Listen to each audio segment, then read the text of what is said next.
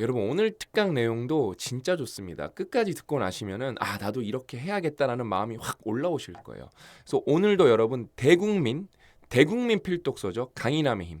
강인함의 힘은 여러분 대국민 필독서입니다. 대국민 필독서인 강인함의 힘 특강 세 번째 시간을 여러분들과 야무지게 진행해 볼 텐데, 특강의 제목은 여러분 미군.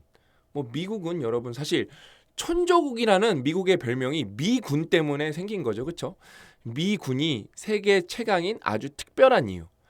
사실 돈 들어가는 거, 그다음에 기술력 이렇게 따지고 보면은 미군을 따라갈 수 있는 나라는 없어요. 근데 그거 빼고 생각해 보는 거예요. 그냥 인간 군인데 사람 대 병력 대 병력, 기술력, 돈 이런 거 빼고 그냥 병력 대 병력으로만 따졌을 때도 미군이 최강일 거거든요. 거기에는 아주 특별한 이유가 하나가 있습니다. 제가 강인함의 힘 읽으면서 하나 배운 거예요. 내용이 너무 좋더라고요. 그래서 여러분 마지막 대국민 필독서는 작년 여름에 퓨처셀프였어요. 퓨처셀프는 말할 것도 없죠. 너무 좋죠. 퓨처셀프 읽은 분들은 그냥 퓨처셀프 읽고 너무 좋았던 분들은 강인함의 힘 바로 읽으시면 되시고, 퓨처셀프 안 읽어본 분들은 퓨처셀프도 꼭 읽어보셨으면 좋겠어요. 그 다음에 강인함의 힘은 저만 필독서라고 한 게 아니라 저만 그런 게 아니에요. 무려 티핑포인트, 그 다음에 아웃라이어의 말콤 글래드웰이 말콤 글래드웰은 테드에도 몇 천만 뷰 강연도 있죠. 그렇죠? 말콤 글래드웰이 진짜로 머스트 리드 북이라고 했어요. This is must read예요. 진짜로. 그다음에 이 시대의 현자, 세계적인 석학 애덤 그랜트도 꼭 읽어봤으면 좋겠다라고 추천사를 써주셨고요. 그래서 강인함의 힘은 여러분 진짜 모든 분들이 꼭 읽어보셨으면 좋겠어요. 내용이 너무 좋아요. 진짜 너무 좋아요. 오늘도 보시면은 여러분 예를 들면 이렇게 정천 훈련 캠프 이렇게 시작을 하는데 앞에 그 내용이 다 나와요. 제가 짧게 설명해드리겠지만 제가 결국 설명해드리는 거는 20분의 1도 안 돼요. 그래서 결국엔 여러분들이 읽어보셔야 돼요. 그래서 짧게 설명해드리면 정천 훈련 캠프는 여러분 쉽게 말하면 지옥 훈련이에요. 지옥 훈련입니다. 오늘 그 제목이 미군이 세계 최강인 아주 특별한 이유인데, 제가 부제를 붙인다면은 지옥 훈련의 처참한 결말이라고 붙이고 싶어요. 이제 지옥 훈련으로 시작을 하는 건데, 지옥 훈련에서 생존한 선수 30명 가량은 1954년 시즌에서 어떤 활약을 보였을까? 이제 지옥 훈련이 어떤 정도의 지옥 훈련이었냐면은 막 밥도 제대로 안 주고 자는데도 막 열악하고 막 부러져도 참아야 되고 막 날도 더워 죽겠는데 무조건 참아야 되고 그런 최악의 지옥 훈련이었어요. 근데 그런 거 이기고 나면 우리는 어떻게 생각해요? 막 정신력이 막 무장되고 그럴 것 같잖아요. 그렇죠? 근데 현실은 어떻다? 그들은 첫 경기 상대인 텍사스 테크 팀에게 9대 41로 완패했다. 그러면은 첫 경기만 그럴 수도 있는 거잖아요. 완벽한 지옥 훈련을 끝냈다니까요. 그 시즌의 나머지 경기들도 나을 게 없었다. 결국 1승 9패였다. 망한 거예요. 지옥 훈련 왜 한 거야? 망한 거예요. 정션 보이즈, 그러니까 요 훈련을 통과한 사람을 정션 보이즈라고 부르나 봐요. 정션 보이즈의 활약을 전설로 기억하는 사람들은 그해 시즌에 거둔 참담한 결과는 무시하고 2년 뒤인 1956년에 텍사스 A&M이 9승을 거두며 우승한 사실만 언급한다. 근데 2년 뒤에 또 9승을 하면서 이 대학팀이 어마어마한 성과를 낸 거예요. 그래서 사람들은 이제 잘못된 인과관계를 만드는 거죠. 이 지옥 훈련 때문에 이게 가능했다. 그게 틀렸다는 거예요. 우리나라에도 여러분 그런 게 너무 많고요. 이게 우리나라뿐만 아니라 전 세계 말도 안 되는 이렇게 엮어내기가 너무 많아요. 정천 훈련 캠프는 텍사스 A&M 팀이 180도 변신해 역사의 이름을 남길 비결로 알려져 있다. 세상 일이 대부분 그렇지만 진짜 원인을 밝힌 일보다는 결과에 그럴듯한 이유를 붙이는 쪽이 훨씬 쉽다. 사후 해석이죠. 제가 진짜 여러분 사후 해석을 하면 안 된다. 저는 사후 해석에 대해서 굉장히 경계하고 저도 어쩔 수 없이 사후 해석을 할 수밖에 없거든요. 근데 여러분이 사후 해석을 그냥 진리로 여겨버리는 순간 여러분 인생은 진짜 프레질의 끝판왕이 됩니다. 결국에는 확 무너지고 확 뽀개질 거예요. 사후 해석이 진짜 최악이에요. 그래서 좀 가보면은 이 브라이언트 감독이 이 지옥 훈련의 주최를 한 사람이거든요. 브라이언트 감독이 채택한 훈련 전략은 강인함을 키우는 비법으로 스포츠계의 전설이 되었지만 뻥이라는 거예요. 사실 그 전략은 강인함을 키우는 일과는 아무 관련이 없다. 훈련 캠프는 선수들이 강인하게 키우려는 목적이 아니었다. 알갱이와 쭉정이를 가려내는 선별 작업이 목적이었다. 그러니까 만약에 이 훈련이 목적이 있었다면은 이미 강한 선수가 누구인가 필터링이지 뭐 임프루브나 디벨롭이 아니었다는 거예요. 필터. 스크린 아웃이에요. 스크린 아웃. 그러니까 어떤 것도 다 긍정적인 부분이 있겠죠. 그래서 이 지옥 훈련에 통과한 사람은 이 지옥 훈련을 통해서 강해진 게 아니라 이 사람은 이 정도의 체력이 있구나 걸러내는 거죠. 그렇죠? 그다음에 읽어보면은 그리고 결과로 보면은 심지어 가려내는 것을 제대로 했냐 그 목적을 달성하지도 못한 듯 싶다. 이거를 사람들이 2년 뒤에 이게 전설이 됐기 때문에 그래 그 지옥 훈련 때문이지 라고 생각을 했는데 이거를 면밀하게 조사를 해본 거예요. 볼까요? 브라이언트 밑에서 어이없는 훈련을 겪은 지옥 훈련을 겪은 후 너무 힘들어서 그만둔 선수들이 있었을 거잖아요. 그렇죠?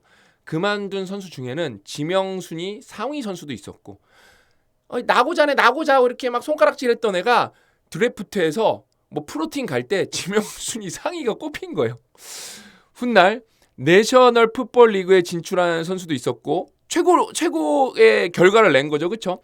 심지어 전쟁 영웅이 된 선수도 있었다. 그냥 축구를 그만두고 군인이 됐는데 전쟁 영웅이 된 거예요. 더 빡세. 그냥 나고 했는데 엄청난 업적을 낸 사람이 생각보다 더 많았다는 거예요. 사우스 웨스트 컨퍼런스 대회에서 올스타에 뽑히고 이후 내셔널 풋볼 리그에 진출한 프레드 프로드사드도 그때 그만둔 선수였다. 올스타까지 뽑혔는데 그때 나고자였어. 이게 여러분 정답이 아니라는 거예요. 근데 저도 여러분 강인함의 힘 읽기 전까지는 맞아. 지옥 훈련 해야지. 진짜 무조건 빡세게 해야지. 저도 그런 경향이 굉장히 강한 사람이었거든요. 진짜 뒤통수를 한 대 맞은 느낌이었어요. 그리고 조 보링도 빼놓을 수 없다. 보링은 나중에 야구 선수로 전향하지만 여기 뒤까지 있나? 여기까지는 안 나오는데 이게 읽다 보니까 그러니까 여러분 이거 여러분들이 직접 읽으셔야 돼요. 왜냐면은 제가 요거까지만 읽어드리려고 했는데 이 꽂혀갖고 계속 읽은 거예요. 그 다음에 제가 읽으면서 그러니까 여러분 그거예요. 토익을 강인함의 힘이랑 좀 연결시켜 보면은 영어에 강하다.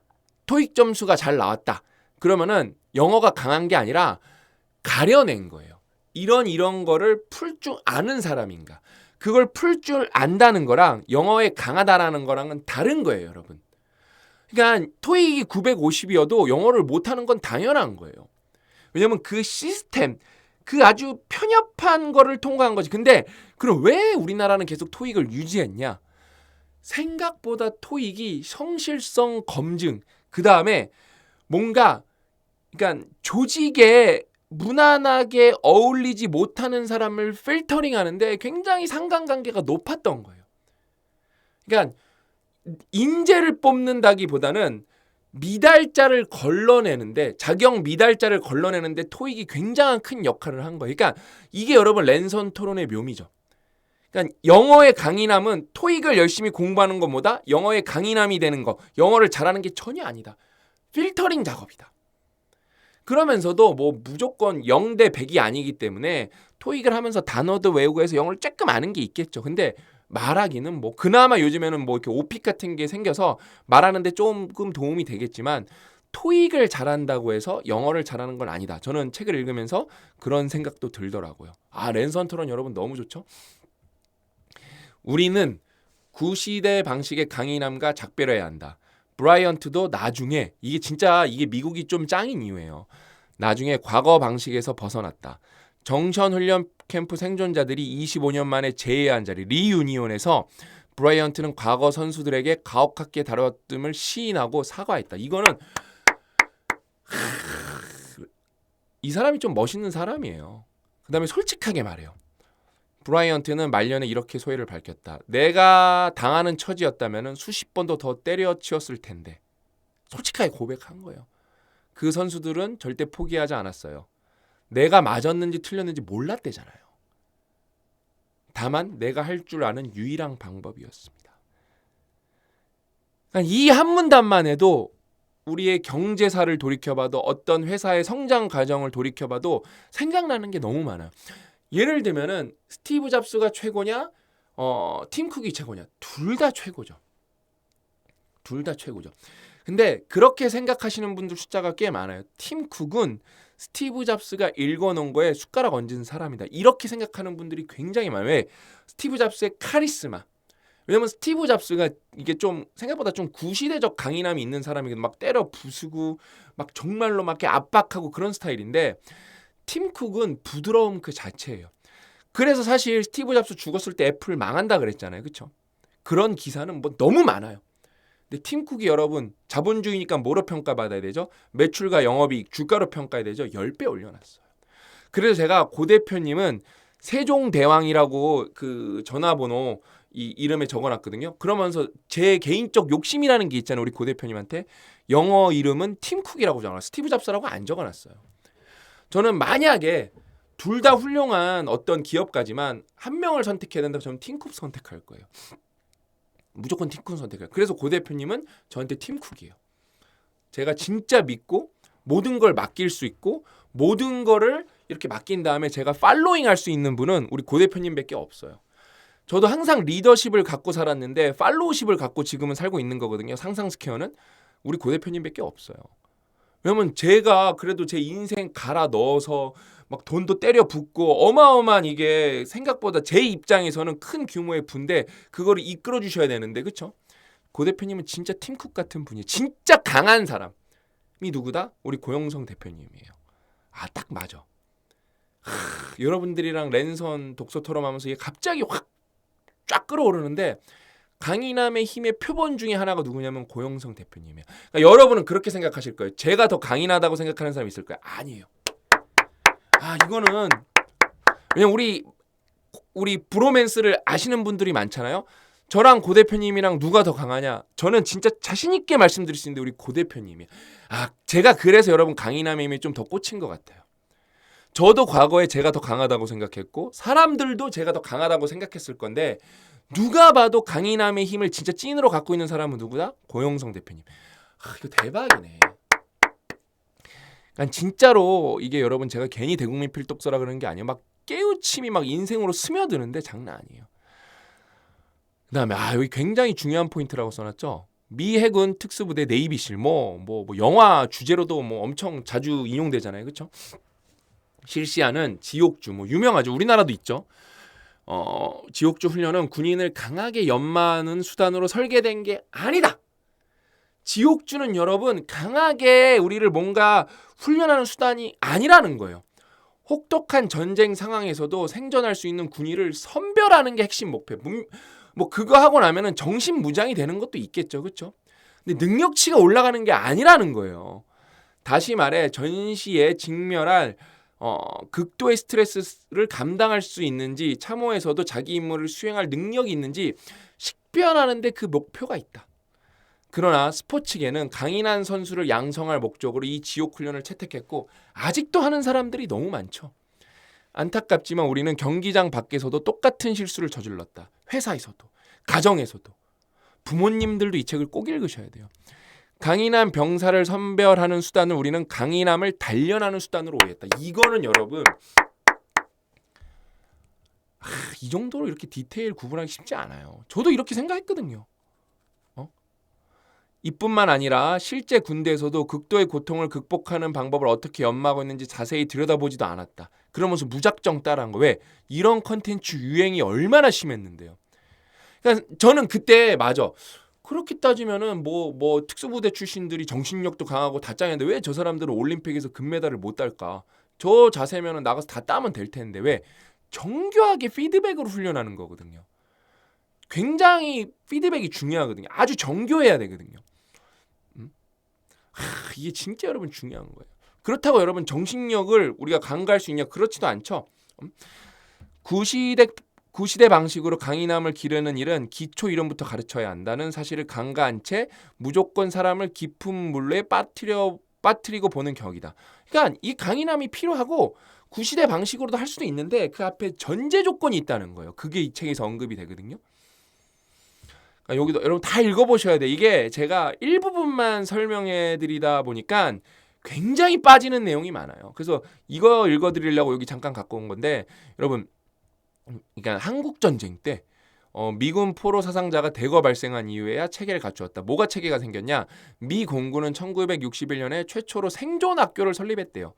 해군과 육군도 그 뒤를 따라서 이게 SEER라는 프로그램, Survivor, Evasion, Resistance, 뭐예요? Escape. 그러니까 생존, 도피, 저항, 도주 훈련이 탄생해서 이게 뭐 그러면 뭐 80년째 이어오고 있는 거죠, 그렇죠? 그래서 이 훈련 프로그램이 군인을 선별하는 방법론이 아니라 군인을 강하게 단련하는 방법론으로서 그래도 의미가 있는 이유가 있는데, 그러니까 이런 거는 여러분 지옥주 같은 거는 필터링이 목적이라 그랬는데 그래도 이게 강하게 할 수 있는 이유가 있는데 그거는 감금을 버티는 것도 아니고 뭐 도주 훈련을 하는 것도 아니고 포로 훈련을 하는 것도 아니고 강함으로 의미가 있는 이유는 이론 수업 덕분이라는 거예요. 이게 여러분 미군이 전 세계 최강인 비결이에요. 그 다음에 뒤에 소름 돋는 문단이 하나 나오거든요. 저는 진짜 이건 깜짝 놀랐어요. 왠지 뭔가 특수부대, 강인함 하면은 버티고 정신력, 악으로 깡으로 이런 것만 있을 것 같은데 이 진짜 이 극도의 생존 프로그램에서 가장 중요한 게 뭐냐면은 이론 수업이래요. 그래서 그러니까 저는 이렇게 봤을 때 이렇게 미국 같은 나라를 보면은 참 멋있는 게 뭐냐면은 그러니까 군 출신 중에 사업가 분들이 많아요.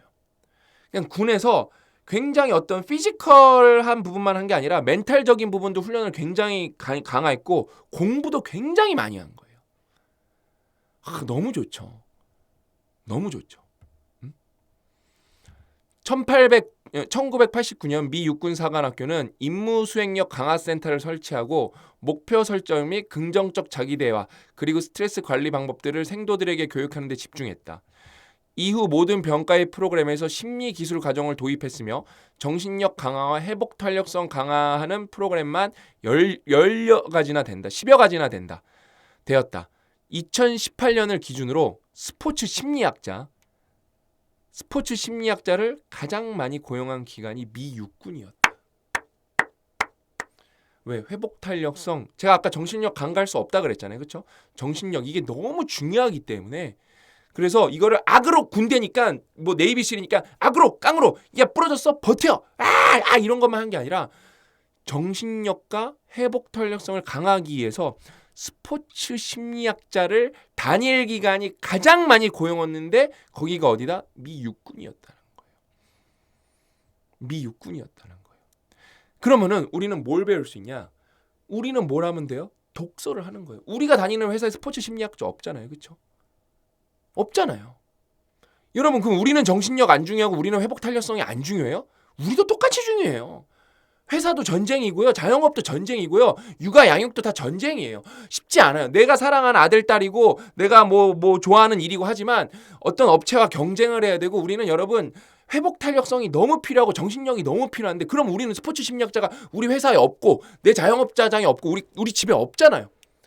독서를 해야 돼요. 그 다음에 이 내용 보면 뭐가 중요한지 아세요? 댓글에 진짜 자주 달리는 댓글. 제가 몇몇 영상에서 며칠 전 영상에서 설명해드렸는데 독서보다 더 중요한 건 실행이죠. 실행 중요하죠.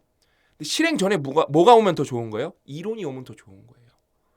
무작정 실행했다가 나락으로 갈 수도 있는 거예요. 근데 너무 실행을 안 하는 사람이 많기 때문에 그런 걱정을 할 바에는 일단은 실행을 하는 게 좋죠. 근데 이렇게 극단적으로 실행이 중요하냐 독서가 중요하냐 이렇게 따질 게 아니라 둘 다 중요하다는 거예요. 근데 이런 거 먼저 읽어보고 이런 게 안티프레질이에요. 책 한 권 읽는데 여러분이 읽을 게 도대체 뭐가 있냐는 거예요. 저희 상상스퀘어 책은 고 대표님이랑 제가 적어도 장담할 수 있는데 돈 없는 분들은 서점에서 읽으셔도 좋아요. 그럼 책이 좀 망가질 거거든요. 그러면은 그걸 교보문고가 책임지는 게 아니라 그거를 반품해서 그 손에는 누가 고스란히 떠입냐면은 저희 출판사가 떠입으니까 괜찮아요. 왜냐면 또 어떤 분들은 경제적인 사정 때문에 책 읽는 것도 좀 아까울 수도 있잖아요. 근데 그런 분들은 굉장히 숫자가 적어요. 냉정하게 적습니다. 그래서 그 다음에 책 읽는 것도 실행이에요. 그 다음에 우리가 여러분 겸손의 힘에서 뭐 배웠어요? 자기 조절 능력 훈련을 하는 사람은 뭘 해도 잘 된다요. 그래서 자기 조절 능력이 뭐 있어요? 양치를 할 때 오른손으로 하다가 좀 어색하더라도 왼손으로 하기. 뭐 이렇게 참기, 훈련하기, 반응하지 않기 이런 것들이 있는데 여러분 독서보다 더 강력한 자기 조절 훈련이 있을까요? 유튜브랑 독서랑 뭐가 다르냐? 유튜브는 어때? 내가 가만히 있어도 정보가 들어와요. 그래서 휘발이 무엇보다 빨리 돼요. 그 다음에 내 뇌가 강화가 되는 게 좀 덜해요. 독서는 여러분이 가만히 쳐다보고 있으면 들어오나요? 안 들어와요. 이를 악물고 읽어야 돼요. 뇌를 실제로 비유적 표현이 아니라 뇌를 강화시키고 훈련시키는 거예요. 그래서 유튜브로 정보를 찾는 것도 좋고 습득하는 것도 좋고 보조적 수단으로 활용하는 것도 너무 좋고 내가 이해가 안 되는 거를 어떤 이렇게 비주얼라이제이션을 통해서 이해하는 것도 너무 좋죠. 병렬로 하면 좋은데 지금 대한민국 현실이 어떻다? 그 어떤 나라보다도 책을 안 읽어요. 대한민국 성인은 1년에 진짜 한 권의 책을 안 읽는 분이 50%가 넘어요. 그게 현실이에요. 그래서 자제력도 떨어지고 자기 조절 훈련 능력이 안 되죠. 여러분 너무 좋아요. 이제 전 세계 최강 미군은 여러분 그러니까 미군 보면은 당연히 우리나라 군인 근데 또 그것도 있어요. 우리나라 군인이랑 미국 군인이랑 비교하면 안 돼요. 비교하려면 누구랑 비교되냐? 부사관 대 부사관. 우리는 징병된 거잖아요. 우리는 의무로 가는 거잖아요. 그렇죠? 미군은 직업 군인이잖아요. 돈 많이 받고 하잖아요. 그렇죠? 그렇기 때문에 뭐 1대1로 비교하면 절대 안 되고요. 뭐로 비교해야 되냐? 그러면은 뭐 육군 우리나라 장교 대 미군 장교를 비교해 봐야 되는데 저는 쉽지 않을 것 같아요. 왜냐면은 그거는 또 우리나라 군인들의 잘못이 아니라 시스템 문제예요. 그러니까 이런 거를 만약에 그러니까 저는 이런 책을 무조건 더 많은 사람들이 읽어야 되게 하는 게 제 의무인 게 만약에 이런 책을 국방부 장관이나 뭐 대통령이나 뭐 국회의원이나 아니면 뭐 육군 참모총장이나 아니면 뭐 사단장 같은 분들이 이 책을 읽는다고 생각을 해보세요. 막 지금 저는 막 여기 막 꽁지뼈부터 짜릿짜릿해요. 막 소름이 돋아요. 어마어마하게 바뀔 수가 있어요. 이런 거를 정말 사장님들 이런 분들 그러려면 여러분 그럼 사장님이 읽길 바라는 게 아니라 모두가 읽는 분위기가 돼야 돼요. 그 다음에 여러분도 지금은 부장님이고 과장님이고 아니면 대리님일 수도 있겠지만 아니면 사원분일 수도 있겠지만 이 책을 읽은 다음에 언젠가 여러분들이 상무님도 되시고 파트장도 되시고 뭐 됐었을 때 그 조직과 일반 조직을 비교해 보세요. 진짜 강인한 조직과 허세로 강인한 조직을 비교해 보세요. 뭐 맨날 회식하면서 뭐 화이팅! 막 이런다고 화이팅이 될까요? 안 돼요. 안 돼요. 그때뿐이에요. 공허한 거예요. 그게 이 책의 일장 허세를 버리라는 거예요. 진짜 강해지라는 거예요.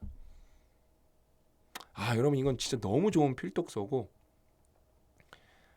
개인적으로 겸손의 힘과 강인함의 힘을 같이 읽어보셨으면 좋겠어요. 겹치는 내용이 너무 많습니다.